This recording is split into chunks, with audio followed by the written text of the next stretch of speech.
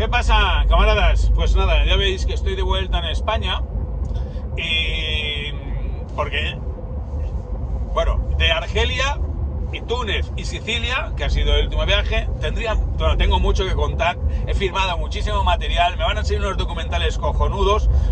Si queréis los podéis ver en nomadatv.es y si no, pues no lo veáis.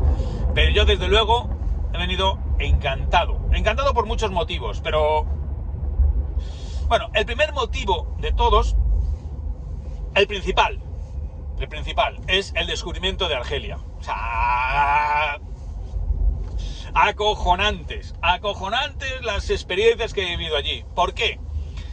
Mira, para todos aquellos, bueno, hay gente que no se atreve al Moro a ir nunca, ¿sabes? Le da miedo todo lo que es Marruecos y tal.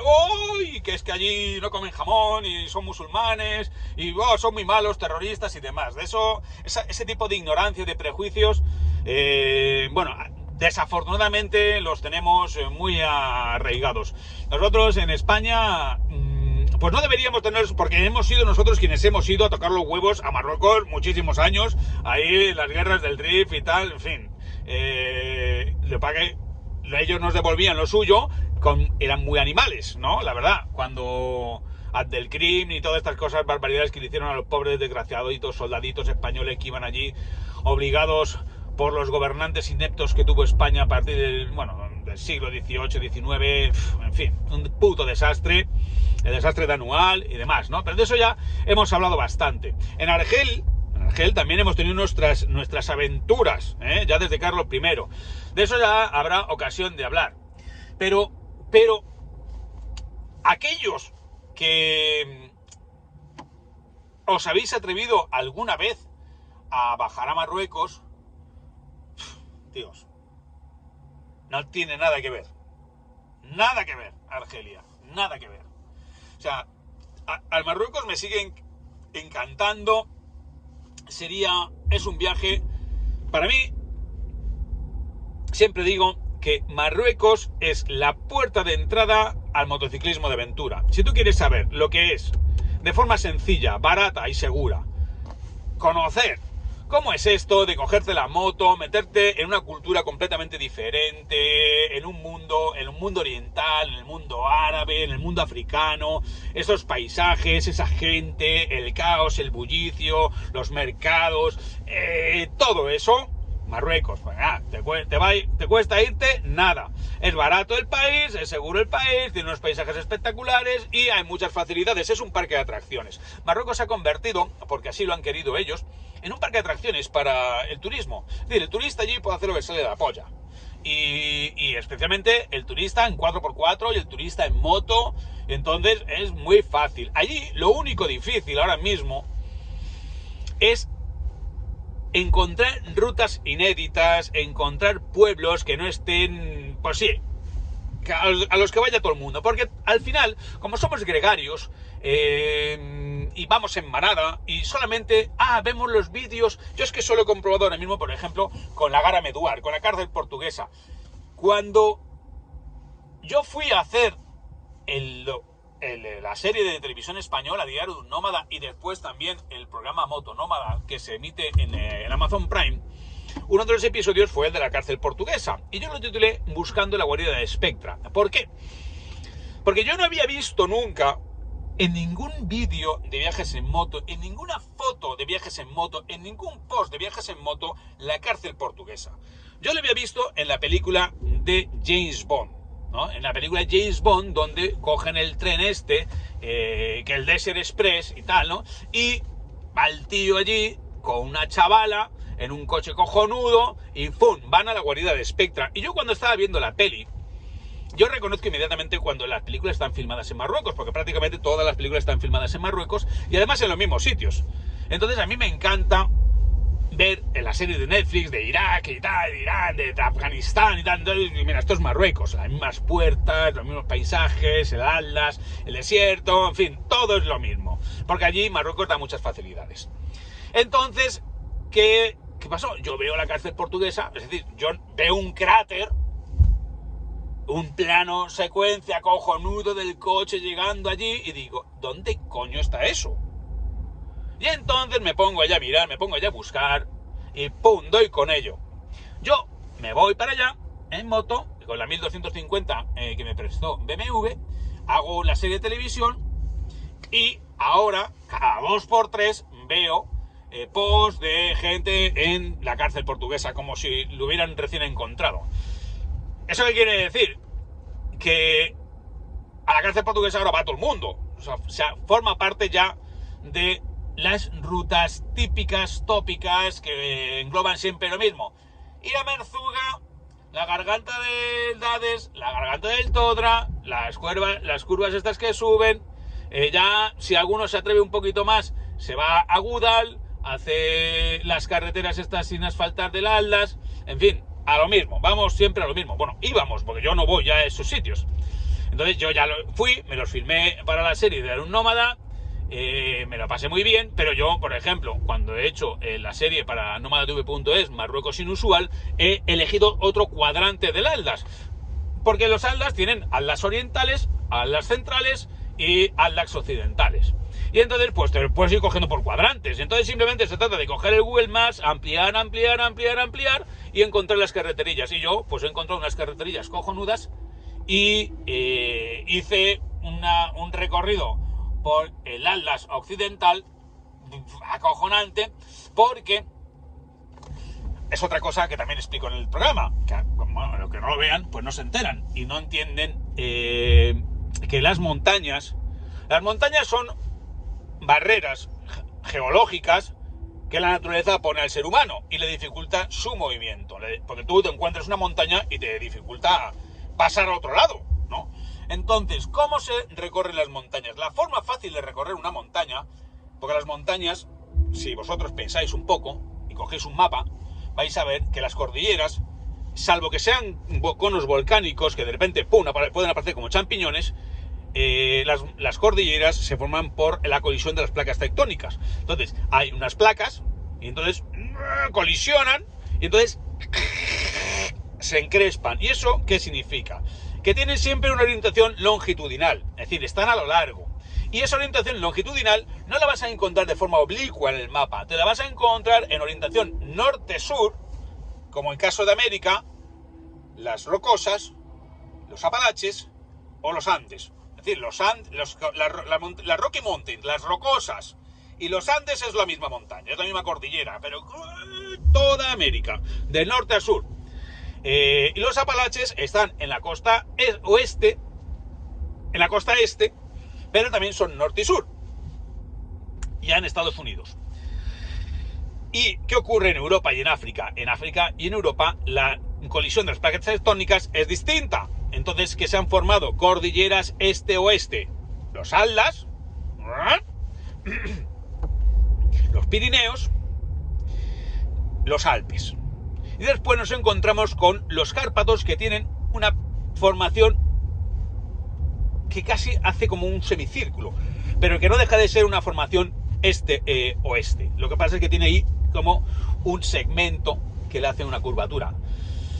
Que por eso los Cárpatos son unas montañas tan peculiares que convierten, por ejemplo, Rumanía en el país con más bosques de Europa. No sé si lo sabéis, pero bueno, es así. El país con más bosques de Europa es Rumanía. Acojonante, por cierto. Bueno, y también muy barato, muy seguro, muy cojonudo para ir a Rumanía. Rumanía en moto también es un gran destino. Ya lo he hecho unas cuantas veces. En fin, también lo recomiendo. Pero está un poquito más lejos. Entonces, ¿cuál es el país más cercano para recorrer en moto, vivir la aventura? Marruecos. Pero entonces, lo difícil es encontrar recorridos nuevos, originales, diferentes, porque como hay tanto turismo en Marruecos, tú vas a Marrakech y es un puto agujero. O sea, es un agujero del infierno donde la gente está súper maleada, intenta sacarle toda la pasta que puede al turista y no te dejan en paz. Es horroroso, es la caricatura pésima, horrible de Marruecos, ¿no? Marrakech es un infierno. Eso no existe en Argelia.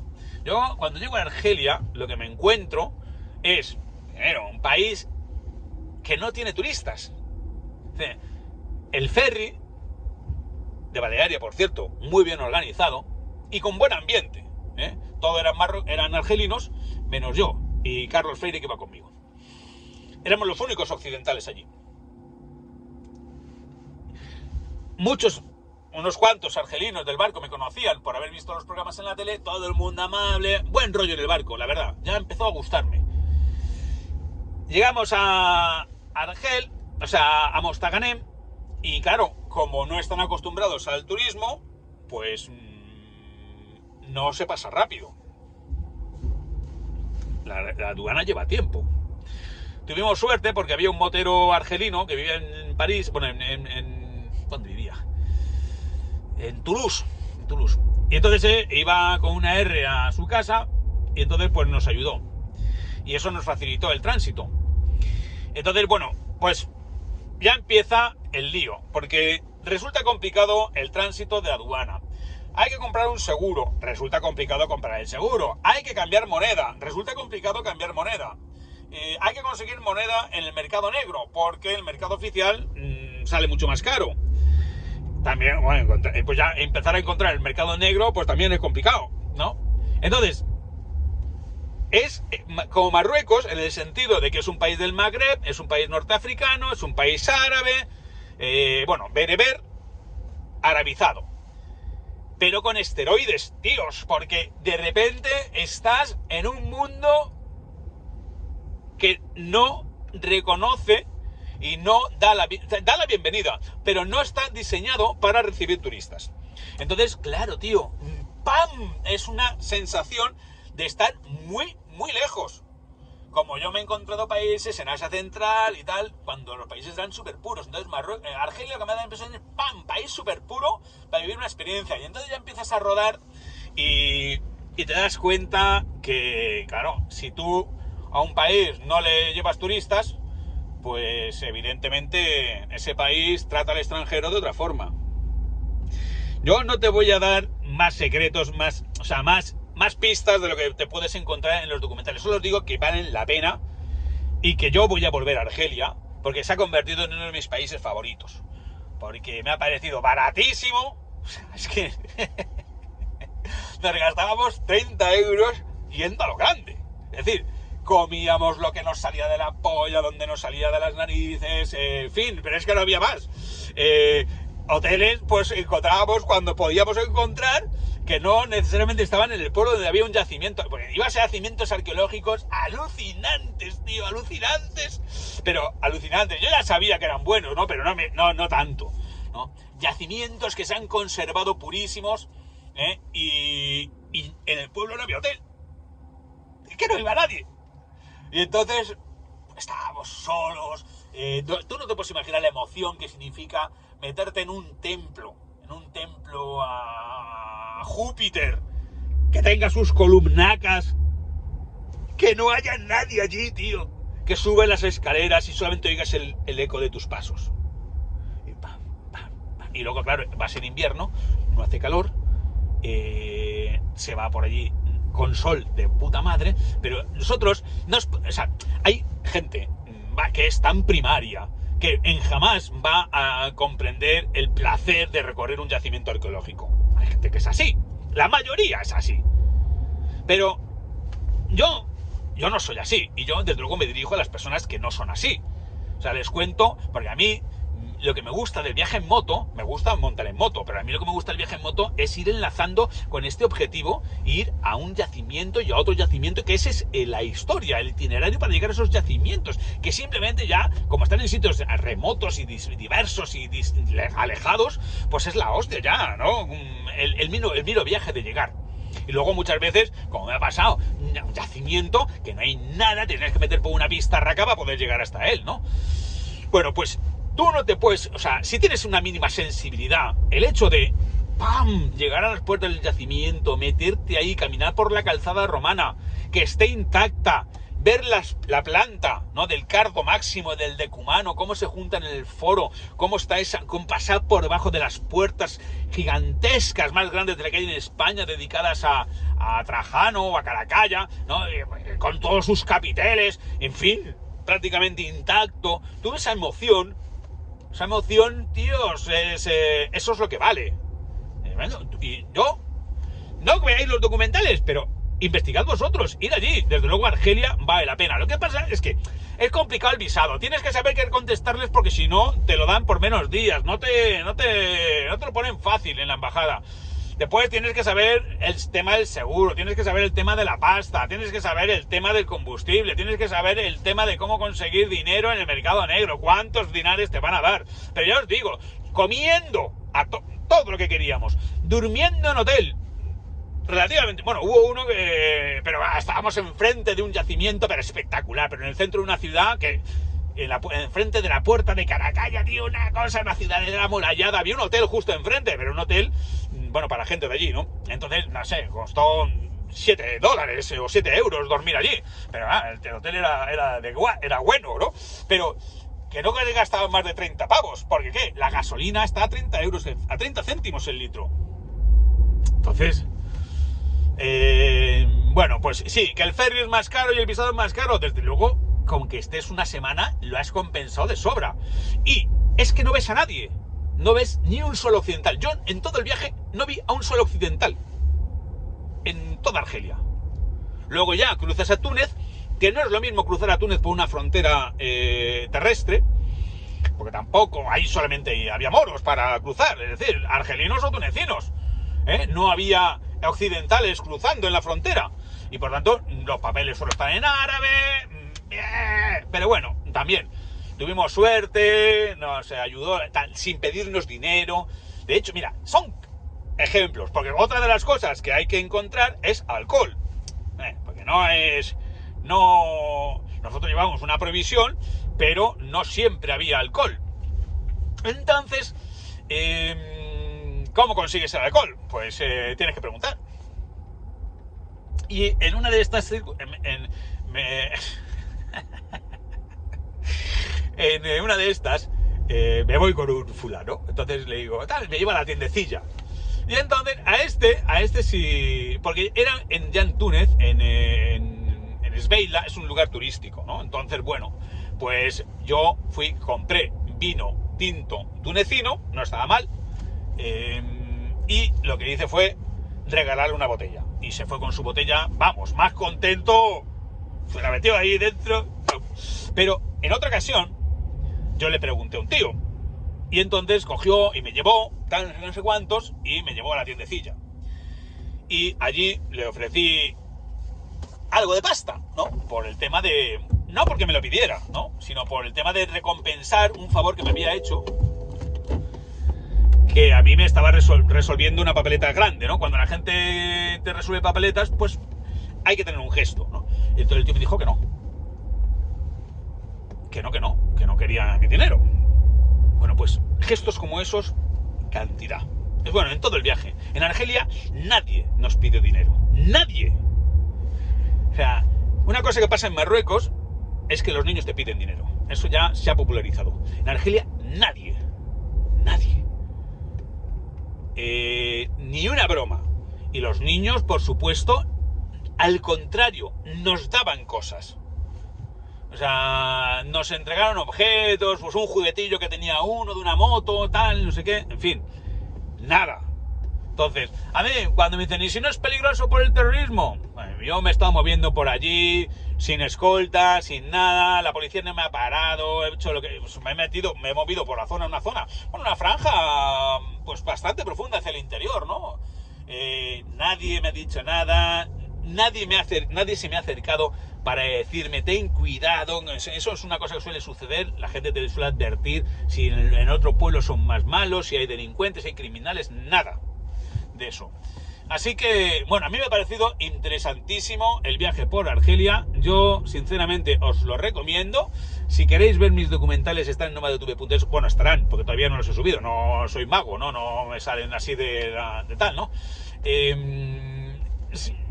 Porque te van a dar una serie de claves muy importantes y muy útiles, porque también de lo que se trata es de yo hacer estos pedazos de viajes, yo los hago porque me lo paso bien, ¿eh? Eso a mí me suda la polla vender documentales, suscripciones en nomadotube.es. Yo tengo dinero suficiente para pagarme mis viajes. O sea, siempre lo he tenido. O sea, de una forma o de otra yo he ganado pasta. yo para pagarme mis viajes, no te preocupes, ni la moto, la comida, no, eso, yo lo hago esto porque me gusta y luego me gusta contar historias y por tanto me gusta compartirlo. Que tú quieres apreciarlas perfectamente, que quieres seguir a un otro influencer que monte clickbaits y exageraciones para meter miedo, tú sabrás lo que te gusta, cada uno tal, ¿no? Yo solo te digo que yo lo que procuro es compartir mis viajes porque yo me lo paso muy bien y porque me flipa la historia que descubro, y después porque creo que habrá algunas personas que tengan la misma sensibilidad que yo, que van a disfrutarlo en la pantalla y que luego van a repetirlo, como muchas personas, especialmente socios del motoclub, siguen estos itinerarios. No me siguen a mí, que esa es una cosa que a mí me toca los huevos. Seguidores, yo no quiero seguidores, yo quiero lectores de mis libros o suscriptores. A mí seguidores no me aportan nada. O sea, el seguidor, pues muy bien, ¿ya dónde te sigo? Pues no me sigas. ¿Sabes? Yo no voy a dejar de decir las cosas que yo creo, las cosas que yo opino por ganar o perder seguidores. No, si tú si quieres ver mis fotos, quieres disfrutar mis contenidos, ahí están, libremente. O sea, hay unos contenidos que comparto gratuitamente en redes sociales, como fotografías, y luego hay los documentales con toda la información, práctica, no sé cuántos, que eso ya llevan una suscripción, que es muy barata, 2,9 euros para el mes o 29 euros todo el año. Yo te recomiendo que te veas que vayas a los 29 euros todo el año, tío. Es lo que te cuesta una comida y tienes documentales, toda la semana suben documentales, y sobre todo esta serie va a ser espectacular. Pero bueno, Expedición Trajano, en fin, hay muchas ya. Pero lo importante es la posibilidad que tú tienes de hacer estos viajes que yo estoy haciendo ahora, porque yo ahora estoy centrándome en viajes que se pueden hacer, viajes posibles. Entonces, lo de Argelia me ha parecido un súper descubrimiento, porque es un viaje muy posible que cualquiera puede hacer, que está muy cerca de España, y yo, elemento importante, 10 días he tenido de viaje, 10 días, y fijaos qué pedazo de viaje me he hecho. De Valencia a Mostaganem, al lado Orán. Me cruzo a Argelia con el tiempo suficiente para visitar yacimientos, para encontrar ciudades perdidas, para tal y para cual. Entro en Túnez por la frontera terrestre, me da tiempo a visitar una serie de yacimientos arqueológicos acojonantes en Túnez, Desveila a Duga, y luego llego a Cartago, cojo el ferry, me da tiempo a hacer la navegación y llego a Sicilia, y en Sicilia me da tiempo a visitar lo que es el casco histórico de Palermo, acojonante, la catedral normanda de Palermo, otra historia acojonante, por qué los normandos fundaron un reino en Sicilia, y el templo majestuoso de Segesta. Es acojonante, tío, es un templo como el Partenón, y ni Dios. Allí, y he dejado la moto en Palermo, porque cuando pueda iré a Palermo de nuevo para recorrer Sicilia, que tiene también una historia acojonante y muchos yacimientos, mientras continúo mi viaje hacia el este, que ya veremos la gorda donde acaba. Hombre, lo ideal sería acabar en Irán, Pakistán, pero eso es un proyecto a más largo plazo. Pero mientras llego, vamos a seguir todavía con este rollo de la arqueología, los yacimientos y demás. Así que nada, muchachos, tíos, yo creo que también esto es uno de los elementos clave de este viaje, es lo bueno que soy diseñando las etapas. Porque esto es importante, la planificación. Es decir, diseñar unas etapas que te permitan en poco tiempo, ya ve, 10 días, pedazo de viaje. Mi mujer prácticamente no se ha dado cuenta que me he ido y yo vuelvo y retomo todos mis asuntos. Una semana, 10 días, yo he desconectado completamente, me he metido en lo más profundo de un viaje por Argelia, que es un país salvaje, y sin embargo en 10 días luego regresas y retomas tú, como decíamos ayer, ¿no? Eso es una de las cosas también importantes de este tipo de viajes por etapas. Pero bueno, hay que estar las etapas muy bien planificadas, que eso también es esencial. Diseñar las etapas de forma muy bien planificada para que hagas tus kilómetros, pero te dé tiempo a disfrutar, te dé tiempo a filmar, te dé tiempo a visitar, pero que no fallen, y que tal como yo tenía previsto, salí el día 2 y el día 12 estaba regresando a mi casa, que me dio tiempo a llegar a un baile escolar que tenía mi hija a las 5:30 de la tarde. Entonces yo salí por la mañana y 10 días después estaba entrando por la puerta de casa. Después de haber estado en otro mundo. Bueno, oye, no sé, muchachos, cada uno que siga lo que a quien quiera y que invierta su tiempo y su dinero en los contenidos que quieran. Yo solamente digo que al mismo tiempo que ves mis documentales te entretienes, pero mejoras. Mejoras porque aprendes y mejoras porque te estimula para hacer rutas que son mucho más que hacer kilómetros, que es evitar las masas, la masificación, que eso yo te lo garantizo, porque yo no elijo en sitios con masas y masificación y consigo encontrar estas rutas solitarias, y después porque te enamoras de la arqueología, que es una de las aficiones más bonitas que un adulto puede tener.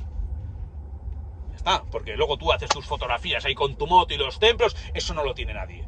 La gente tiene las curvitas, eso lo tiene todo el mundo. Pero llegar, como yo, otra de las cosas, ya con esto termino, o sea, he encontrado las rutas que permiten llegar en moto hasta el yacimiento, pero vamos, debajo de la columna. Y eso también hay que currárselo, porque hay que ir allí y localizarlo, porque hay distintas entradas en los yacimientos. Y por ejemplo, en Duga, que es uno de los más famosos, hay distintas entradas. Pues yo encontré la buena, que te lleva directamente a la Acrópolis, que si no, tienes que irte a aparcar abajo del todo y subirte caminando un yacimiento gigantesco,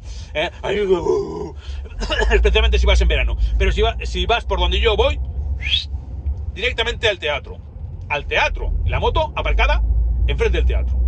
Y entonces ya desde ahí, desde la ciudad alta, visitas el resto de templos. Y el templo de Segesta en Sicilia, lo que hayáis visto las fotos de Facebook, habréis flipado. El Partenón, un templo como el Partenón, y la moto con una perspectiva al mismo plano, en fin, acojonante. Oye, que luego tú quieres hacer cola como los demás, irte al parque y no lo sé, pues tú mismo, a mí que me cuentas. Yo te digo que existe la posibilidad de hacer lo que hago yo. Luego ya, que decidas hacerlo o no, depende de que te gastes 29 euros al año. Y si no, o que lo investigues como yo lo hago. Lo único que te digo es que si solo tienes una semana, 10 días para hacerlo y estás trabajando, a lo mejor no tienes el tiempo que tengo yo, ni la capacidad, ni la experiencia de buscar la información como tengo yo, que soy muy bueno en esto, soy un profesional y me he acostumbrado a mirar en los mapas y a mirar en los libros de historia y a mirar, yo veo prácticamente un mapa y rápidamente indico dónde va a estar la cosa. En fin, venga tíos, hasta otra.